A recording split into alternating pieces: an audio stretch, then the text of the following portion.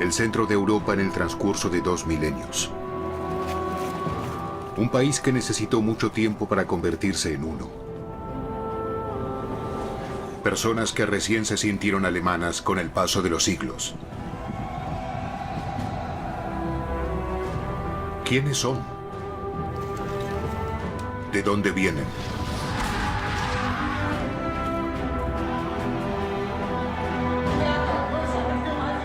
Preguntas a una historia alemana de 1000 años.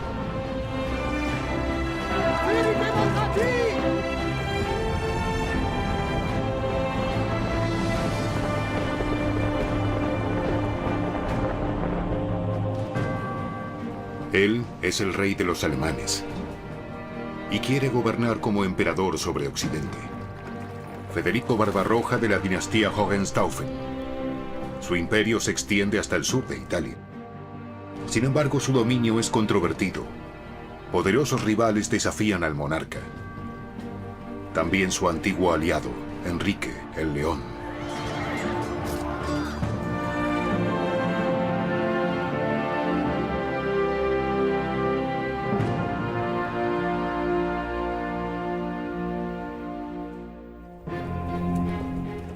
Una visita importante a la ciudad eterna.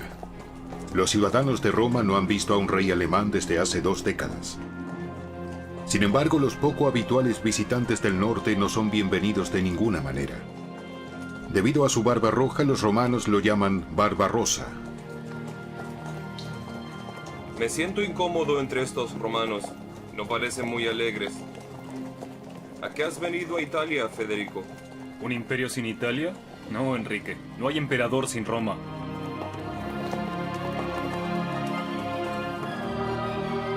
La antigua Roma y sus césares serán el modelo eterno para los posteriores gobernantes de Europa. Desde el siglo X, la tradición de los emperadores romanos estuvo unida al reinado de los alemanes, que gobiernan también en Italia desde hace 200 años.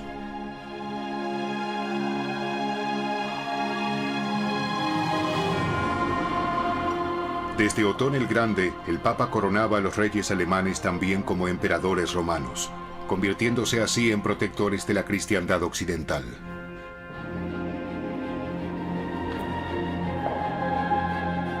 Federico Barbarroja de Hohenstaufen es el 10º rey alemán con la corona imperial romana. El recién coronado emperador va acompañado por su primo, Enrique el León. El duque de la dinastía Guelfa se siente igual de importante que Barbarroja.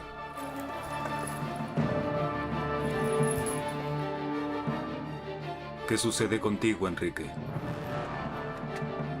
¿Debo ponerme de rodillas ante mi primo? No ante tu primo, sino ante el emperador. Barbarroja debe estarle agradecido por su rango también a príncipes como Enrique, porque ellos tienen el derecho de elegir al rey alemán. Sin embargo, el imperio le da al monarca la más alta dignidad terrenal.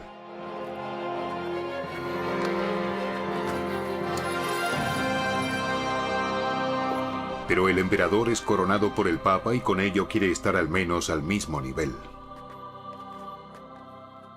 El emperador Federico Barbarroja aparece representado en las fuentes como de tamaño mediano, con un rostro rojizo, cabello rubio y su barba pelirroja natural. Probablemente no poseía una gran belleza, pero debe haber desarrollado un enorme carisma en su entorno.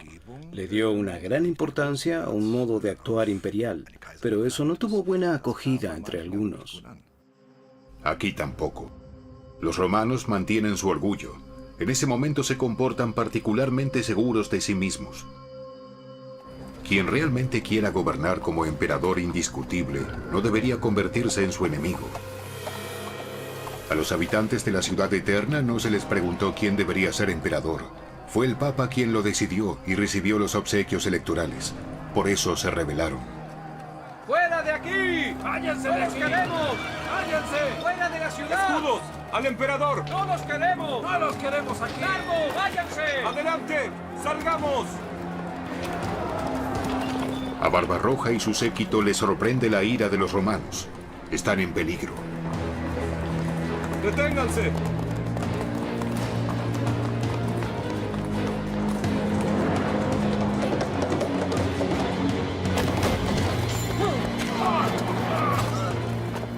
Enrique el León demuestra que domina la situación. Gracias, primo mío, por tu coraje y tu lealtad. Todo por el emperador y su imperio. El león ha estado a la altura de su nombre y se lo recordará a Barbarroja.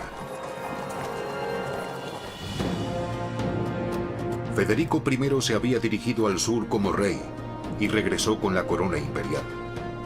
Si Barbarroja quiere reinar en el norte y en el sur de su imperio, debe cruzar los Alpes, un obstáculo difícil. Su imperio a mediados del siglo XII. Él es el rey de los alemanes y ejerce sus derechos imperiales en Italia y Borgoña. En la zona alemana gobiernan príncipes poderosos, del linaje de los Güelfos, de los Aringer, de los Babenberg y de los Wittelsbach. El territorio de los Hohenstaufen se ubica sobre todo en el suroeste. El castillo de Trifels, al sur del Palatinado, es considerado inexpugnable. Es continuamente el punto de partida de Federico Barbarroja. La dinastía de los Hohenstaufen influirá en la historia alemana durante casi un siglo. ¡El emperador! ¡Viene el emperador! ¡Sí, vamos! El regreso del rey. Trae la paz después de un tiempo agitado, a un país donde viven 6 millones de personas. 9 de cada 10 de sus súbditos en suelo alemán son agricultores, cuyas familias viven en condiciones muy humildes.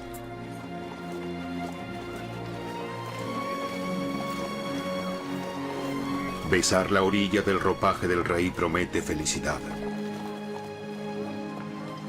Barbarroja también es un rey viajero. Como sus predecesores, se mueve de palacio imperial a palacio imperial, un gobierno sin un centro de poder. El palacio de Gelshausen, a orillas del río Kinzig, lo había erigido el emperador Hohenstaufen. Las ruinas de piedra arenisca roja hablan de un castillo alguna vez magnífico, que unió el tribunal, la corte real y el albergue bajo un mismo techo. Entre los vestigios que deja el constructor imperial se encuentra también su animal heráldico, el águila.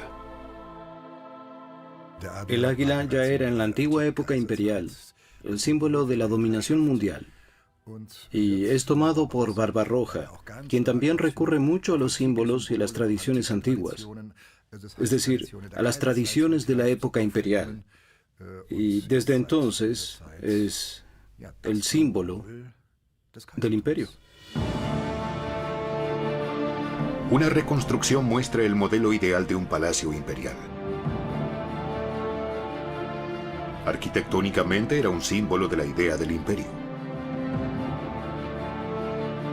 La planta baja, el nivel de los súbditos, es la base de fundamento para la soberanía de la familia imperial, que tiene su hogar en el primer piso. Por encima del piso del emperador se encuentra el piso del imperio. Aquí en la sala del palacio se hace justicia y tienen lugar las reuniones reales e imperiales. El trono está reservado para el rey y el emperador. El centro del imperio está siempre donde él gobierna. Y el imperio de Barbarroja en los años de su reinado crece también hacia el oeste.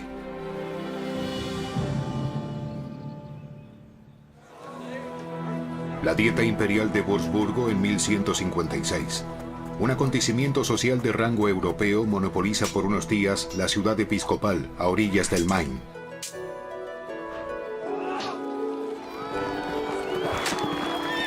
Federico Barbarroja, de 34 años, se casa. Su esposa es Beatriz de Borgoña, de 16 años. Una grandiosa boda internacional. Los trovadores imperiales se deshacen en elogios sobre la belleza de la princesa, como informan los testigos que estaban presentes.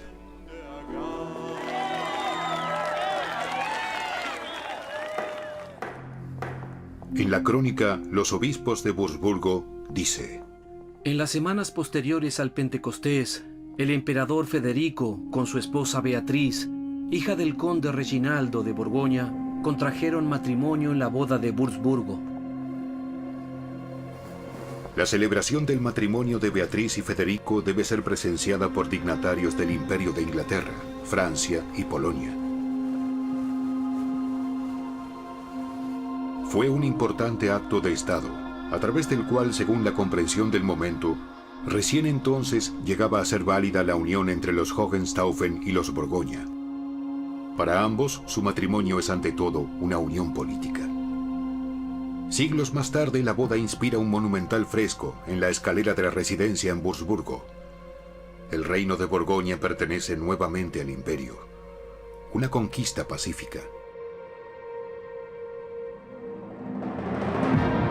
En el norte, su primo Enrique el León gobierna como duque de Sajonia. Frente a su castillo de Brunswick, hace colocar su animal heráldico. En su corte, tal vez durante su vida, comenzaron los trabajos del mapa más grande de la Alta Edad Media, de casi 4 metros de diámetro. Un documento monumental que busca conciliar la enseñanza cristiana con los nuevos conocimientos geográficos.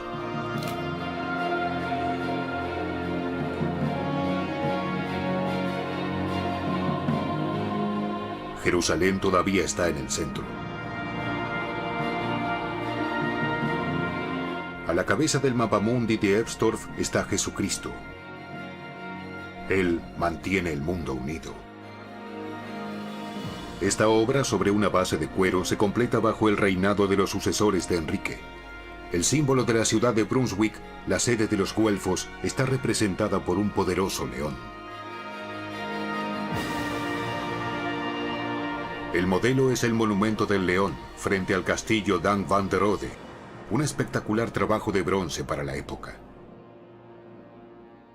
El león de bronce de Brunswick es una imagen representativa del duque que dijo de sí mismo en la inscripción de una moneda: yo, Enrique de Brunswick, soy el león. El león es de hecho el símbolo de poder más antiguo de la humanidad, desde los antiguos reinos del Oriente, pasando por los imperios griegos y el Imperio Romano. El bronce es un material imperial, y con su uso, Enrique se coloca en ese nivel superior. Al mismo nivel del emperador. Barbarroja y el león cara a cara. También en bronce, pero dorado. El busto de Barbarroja. Federico lo hizo hacer durante su vida. Este es más que un retrato.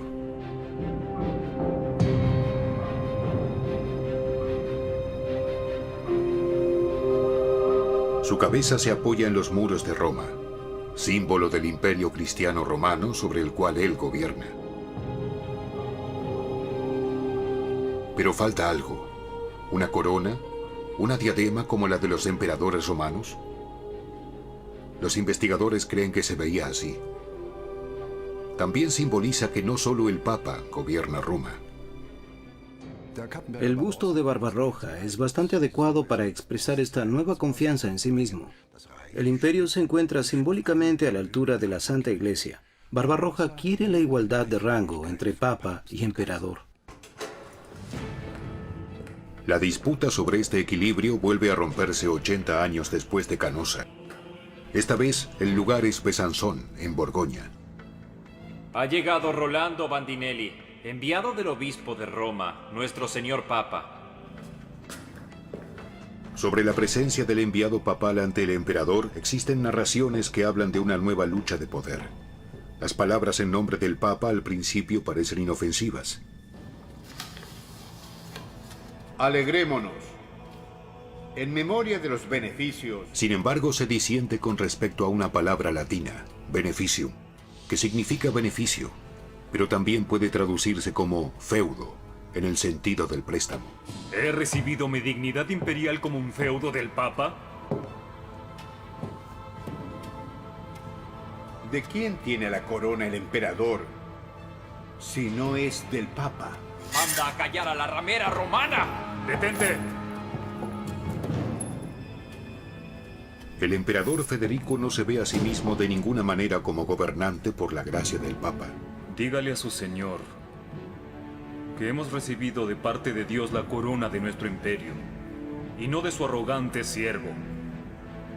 El imperio es santo. Sacrum Imperium. Dejen que se vaya. El gobernante de un imperio que es sagrado no necesita la bendición del Papa romano.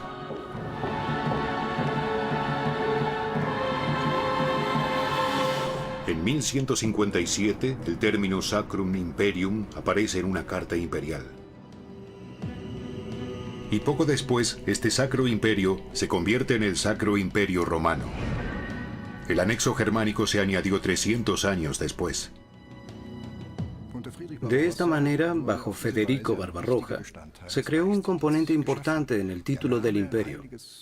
El nombre Sacro Imperio Romano surgió y determinó la historia alemana y europea durante más de 600 años. No solo Roma, sino también el norte de Italia es parte del territorio del imperio. Sin embargo, sobre todo las ciudades ricas al sur de los Alpes se oponen a las exigencias imperiales. Barbarroja se siente despojado de sus derechos y de los lucrativos impuestos. En 1158 se traslada a Italia por segunda vez. Acerca de su séquito reporta un cronista. El número de tropas era tan grande que incluso varias calles apenas podían contenerlas. Un ejército de jóvenes que afrontaban sin miedo las vicisitudes de la guerra. El objetivo del ejército es el centro de la resistencia, Milán.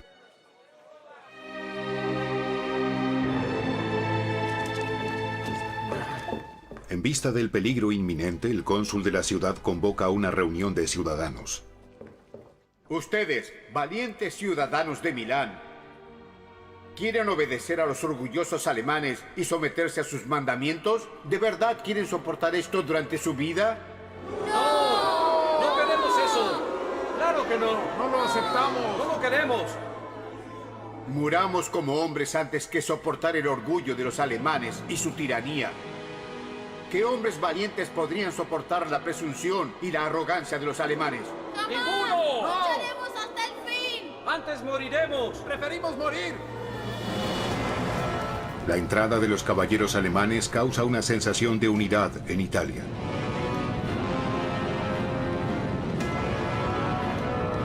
Sin embargo, teniendo en cuenta la superioridad, las ciudades del norte de Italia abren sus puertas y se someten. Solo los milaneses están decididos a desafiar al emperador alemán. Milán era una ciudad enorme. Supongo que Milán tenía 100.000 habitantes en ese momento. Una ciudad inmensa que no se comparaba con ninguna de las que había en Alemania. Y tan solo este uso de los recursos que era necesario para ello requiere casi forzosamente que Barbarroja también vaya hasta el final y, por así decirlo, pueda ver el éxito completo ante sus ojos y de esta manera mostrar su posición imperial.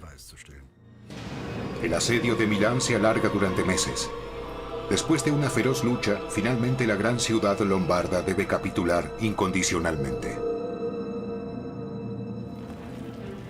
Una de las metrópolis más florecientes de Occidente es quemada hasta sus cimientos. Los ciudadanos de Milán apenas logran salvar sus vidas y se llevan solo lo poco que pueden cargar. En el apogeo de su poder, Federico no muestra clemencia. Estos milaneses desafiaron a su emperador. Me vi obligado a castigarlos por ello. Ellos mismos tienen la culpa por ese destino. Una victoria dudosa. El ejército alemán se enfureció de tal manera que la frase Furor Teutonicus, furia teutónica, se hizo conocida en el mundo. Especialmente porque la destrucción fue acompañada de un robo histórico. ¿Qué llevan allí? Los huesos de los Reyes Magos. ¿Quieren quitárselos a los milaneses? El Sacro Imperio necesita reyes sagrados. Barbarroja hace llevar las reliquias a Colonia. De esta manera los peregrinos son atraídos a la ciudad, quienes más tarde donarían una gran cantidad de dinero para un proyecto de construcción monumental, la Catedral de Colonia. Una vieja tradición fue revivida recién a principios del siglo XXI. La peregrinación a la catedral para ver el relicario de los Reyes Magos. Es la obra de orfebrería más importante de la Alta Edad Media, con los huesos de aquellos que han visto al Rey de Reyes, Gaspar, Melchor y Baltasar. De esta manera la ciudad adopta patrones poderosos. ¿Y quién va a recordar que las reliquias son parte del botín de Lombardía? Los huesos de Milán ayudaron a la metrópolis a orillas del Rin a alcanzar la prosperidad duradera. Los peregrinos donaban de manera abundante. Mientras ciudades como Colonia están creciendo, la fundación de otras aún está por llegar. Enrique el León había recibido el ducado de Baviera de su primo Federico Barbarroja. Con una marcación en las verdes praderas concluye la fundación de un asentamiento de mercado que recibe el nombre de Munichen, que traducido significa lugar de los monjes. Enrique también quiere pasar a la historia como fundador de ciudades. 3 siglos más tarde, la capital del Ducado de Baviera tendrá más de 13.000 habitantes. Múnich se convierte en un importante centro de comercio, oficios y cultura, una de las principales ciudades al norte de los Alpes. Y después de la Segunda Guerra Mundial, se convierte en la capital de un Estado federado libre, que le concede gran importancia a su independencia. Enrique el León también erige monumentos al norte de Alemania. Establece las bases para ciudades como Lübeck, Brunswick y Suerina. Él tiene presente que además del emperador hay poderosos príncipes alemanes. Barbarroja persigue una política imperial tradicional que él también debe seguir, porque Italia es, después de todo, una parte del imperio, mientras que Enrique el León se esfuerza por extender su dominio ducal más allá de las fronteras del Ducado de Sajonia. En la segunda mitad del siglo XII, las tropas del príncipe avanzan hacia el norte y el este. Los territorios eslavos, que se consideran tierras paganas, son conquistados y colonizados. Ya con los 2 ducados de Baviera y Sajonia, el León es uno de los gobernantes territoriales más poderosos de Europa. Su avance es solo el comienzo de una expansión alemana hacia el este, donde en los próximos siglos surgirán más ducados, como Mecklemburgo, Pomerania, pero también el territorio de la Orden Teutónica.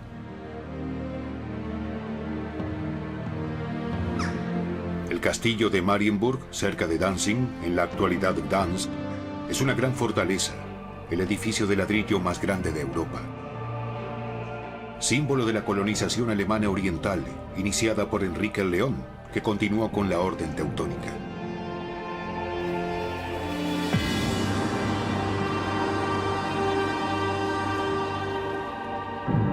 La Catedral de Brunswick, también fundada por el León. En su patria adoptiva, el poderoso duque ostenta una arrogancia prácticamente de la realeza. Su boda con una princesa inglesa también contribuye a esto.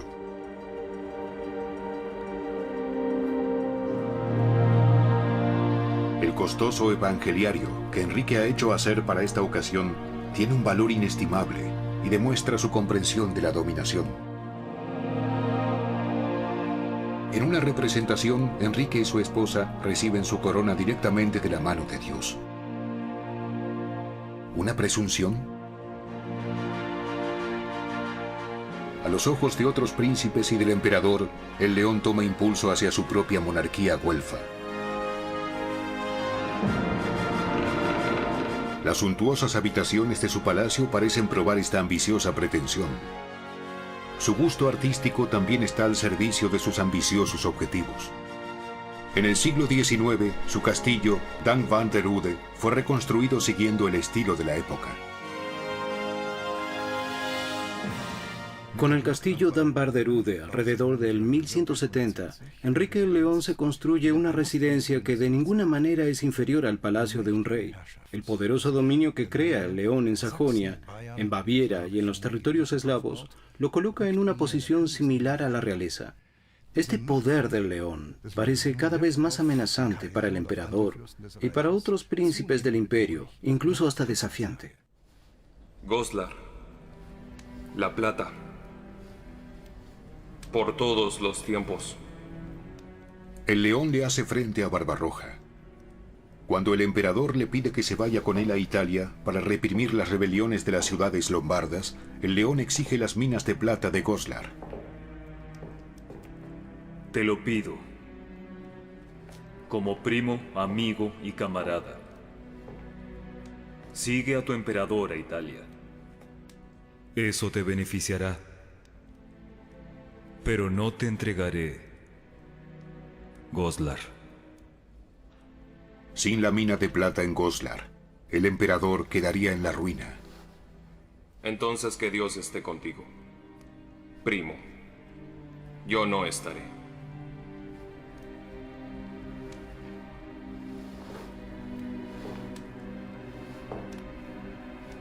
¿Estás tan seguro de tu poder, duque de Sajonia? El imperio fue el que te hizo grande, pero también te puede destrozar.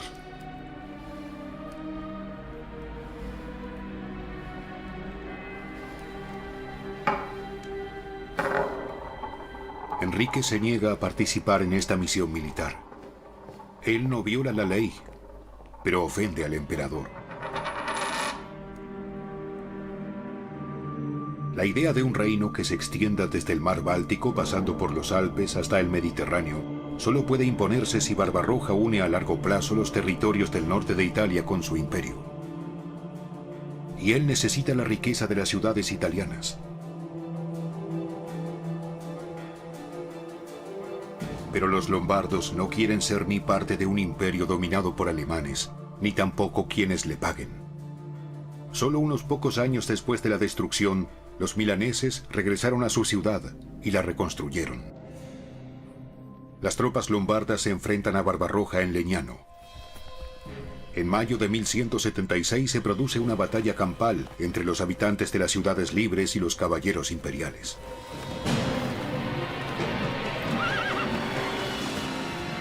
¡Formación de batalla! ¡Cierren filas!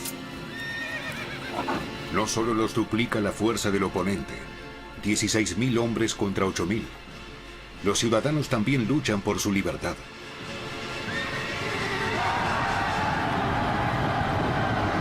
Se decide hasta qué punto se extenderá el poder del rey alemán como emperador romano. ¿Quién establece límites a una pretensión que parece no conocer límites?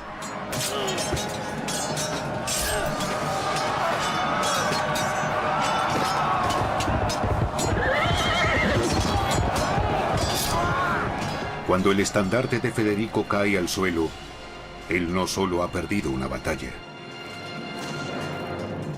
Durante mucho tiempo la historia alemana le restó importancia a la batalla de Legnano por ser militarmente menos efectiva y de poca repercusión, pero la verdadera repercusión reside en la victoria de los ciudadanos sobre los caballeros, combinada con un resentimiento antiteutónico que se mantuvo mucho tiempo en Italia.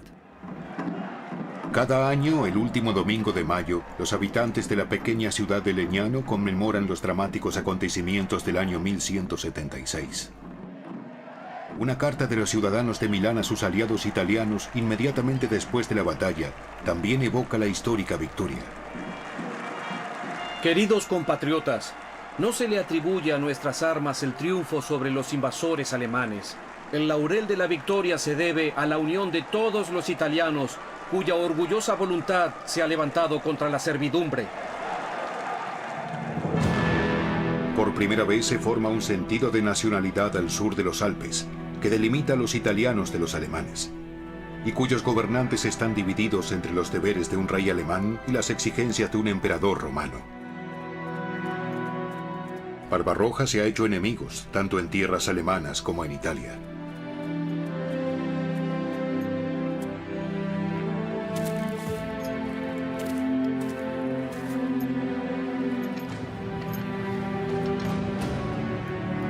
¿Ha fracasado su sueño de un sacro imperio?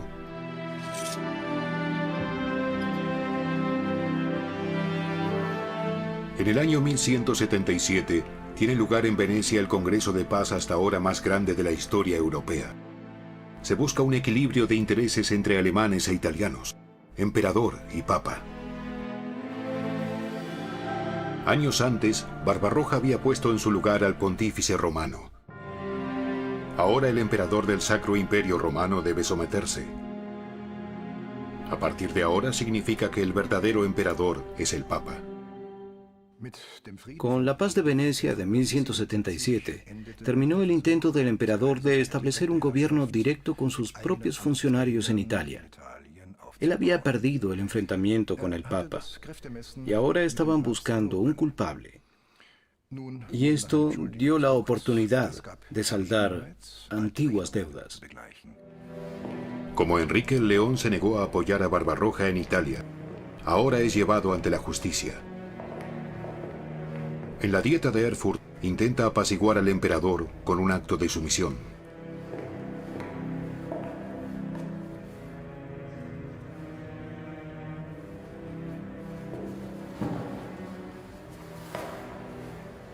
Perdóname, mi emperador.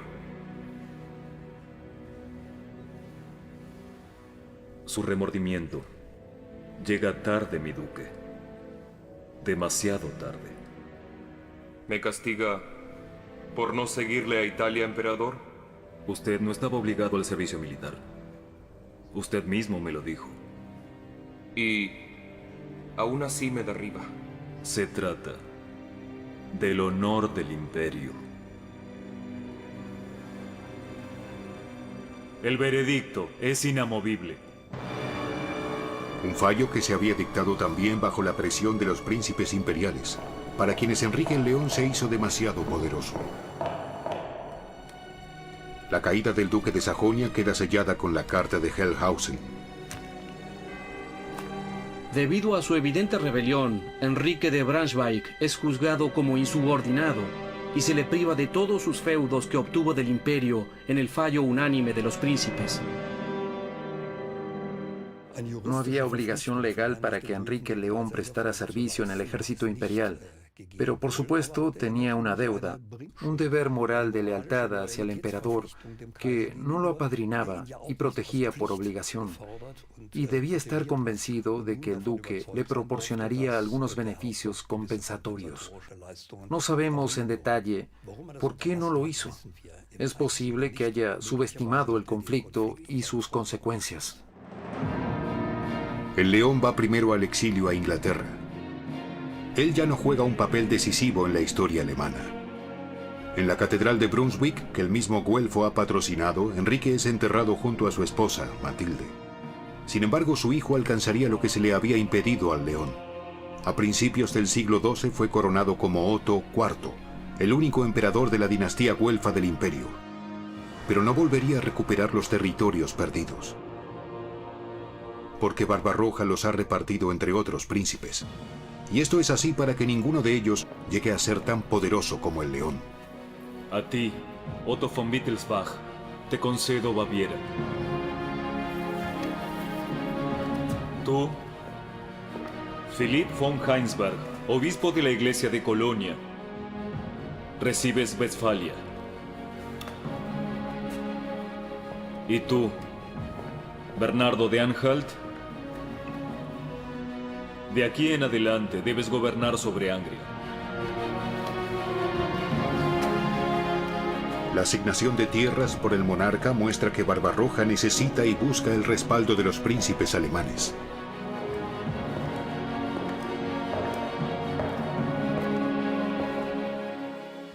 La redistribución de los feudos imperiales de Enrique el León revela el poder creciente de los príncipes en el imperio. Y ahora ellos le conceden cada vez más importancia a elegir libremente al rey. Y esto significa también al futuro emperador.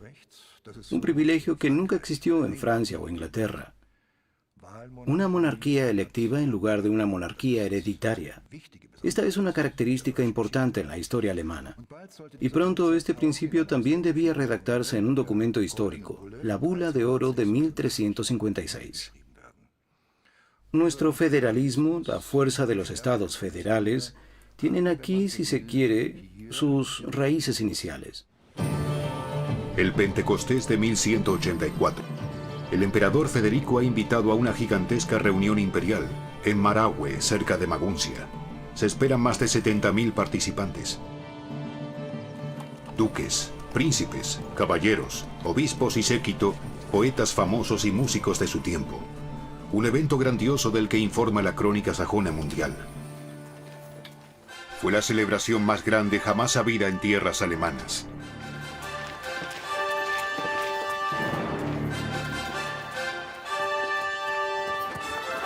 Con su gran tamaño y esplendor, la Dieta de Maguncia se convertiría en el principal evento social de su tiempo y restaría importancia a la derrota en Italia. Barbarroja quiere demostrar que donde él está, allí también está su imperio, y que se destaca como emperador entre los soberanos de Europa.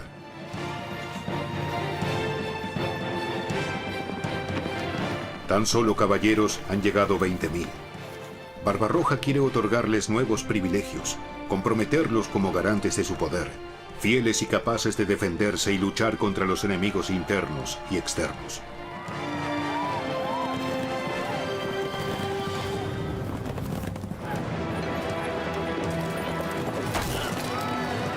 Los torneos no son solo prácticas de combate, son las grandes competiciones de su tiempo. Si alguien quiere hacerse un nombre, debe ganar. Lo más destacado del torneo es el combate con la lanza.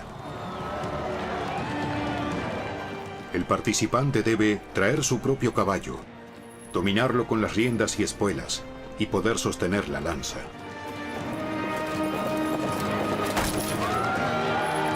El valor tiene tanta ovación como un golpe certero.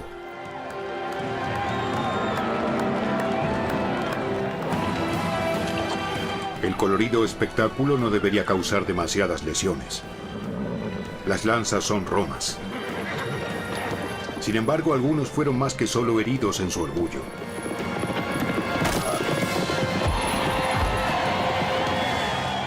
La Dieta de Maguncia debería unir también a los adversarios del emperador bajo los colores del imperio.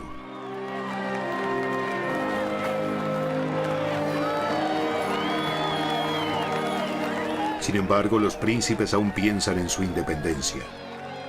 Ellos prefieren ver al emperador como su igual y no como el soberano que está por encima de todo. El rito de iniciación de un caballero es lo más destacado de la Dieta. Un juramento lleva a miles de jóvenes honorables a obtener el título de caballero. También los hijos de Barbarroja. Juramos proteger a la Santa Iglesia, ser siempre fieles al emperador del Sacro Imperio Romano, nuestro Señor Supremo. Juramos proteger a las viudas y huérfanos y honrar a las mujeres. Que Dios nos ayude.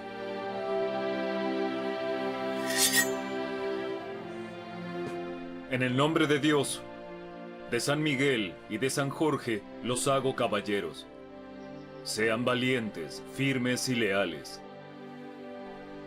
Para la gloria de Dios, para defender al imperio, para proteger a los débiles, para resistir a los fuertes. Soporten este golpe y de ahora en adelante ninguno.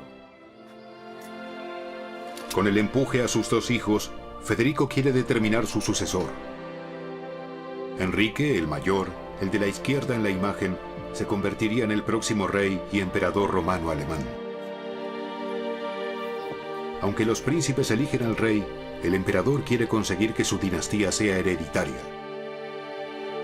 Todo el mundo debería ver que los Hohenstaufen son llamados a gobernar. En la Dieta de Maguncia, el sueño medieval del único imperio parece revivir una vez más.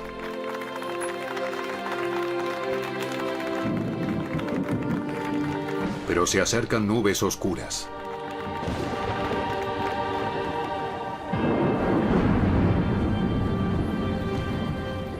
En el ocaso de la sagrada noche de Pentecostés se levantó un fuerte viento del oeste y muchos edificios se derrumbaron.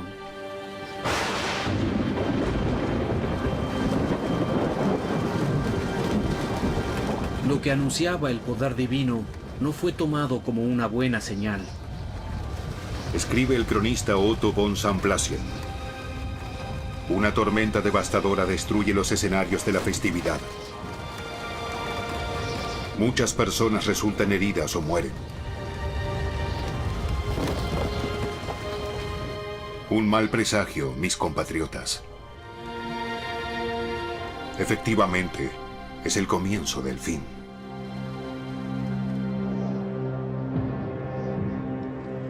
A la edad de 67 años, Barbarroja emprende una cruzada a Jerusalén, donde el occidente cristiano tiene sus lugares sagrados, así como también los musulmanes que gobiernan allí. Sin embargo, nunca llegará. En el camino, el emperador se ahoga en un río de Asia Menor. La Tierra Santa permanece cerrada para él. Pero, ¿qué logró? Creo que el equilibrio aquí parece más bien sobrio. En las luchas contra el Papa, él finalmente tiene que someterse. Los príncipes ya no aparecen en su corte. La política italiana falla, pero aún así, hay que decirlo, Federico Barbarroja se convierte rápidamente en un mito, en una gran figura en la historia alemana, y se coloca prácticamente al lado de Carlomagno. Entonces la posteridad lo hizo más grande de lo que fue.